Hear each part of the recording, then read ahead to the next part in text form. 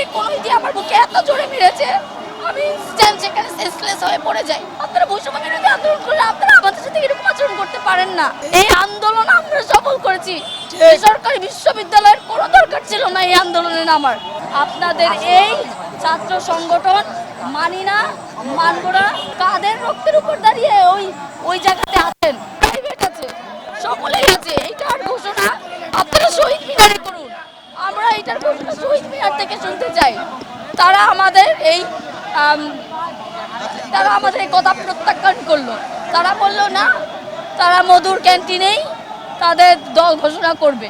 ঠিক আছে, আমরা মধুর ক্যান্টিনে গেলাম। মধুর ক্যান্টিনে গিয়ে দেখতে পারলাম তারা প্রাইভেটকে সেরকম করে মূল্যায়নই করছে না। আমরা সেটা নিয়ে প্রশ্ন তুললাম। আমরা প্রশ্ন কেন তুললাম সেই কারণে আমি নিজে সাক্ষী। এই কোনোই দিয়ে একটা ভাইয়া জাবেরি একজন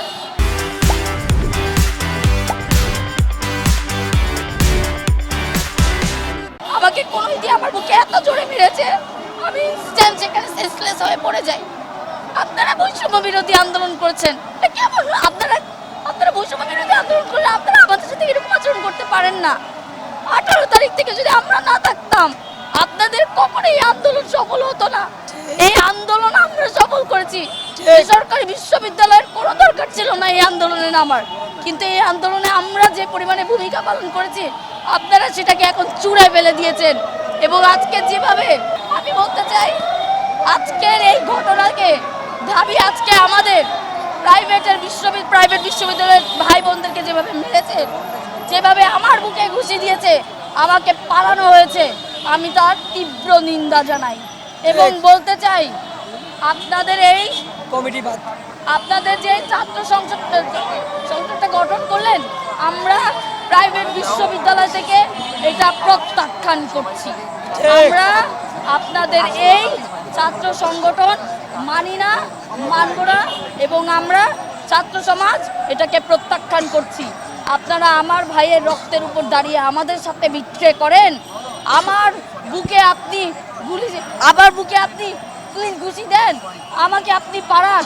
কাদের রক্তের উপর দাঁড়িয়ে ওই জায়গাতে আছেন? আমাদের প্রাইভেটের রক্তের উপর দাঁড়িয়ে। আপনারা যে স্লোগান দেন যে আমাদের কারণে আপনারা এত কিছু আপনারা যে কিছুদিন আগে সার্জিস ভাইকে দেখলাম, সুন্দর করে বলল প্রাইভেটের ভূমিকা না হলে তারা পারতই না। তাহলে কেন আজকে আমাদেরকে এভাবে মারা হলো? আমাদেরকে এভাবে কেন হামলা করলেন? আমরা কি দোষ করেছিলাম?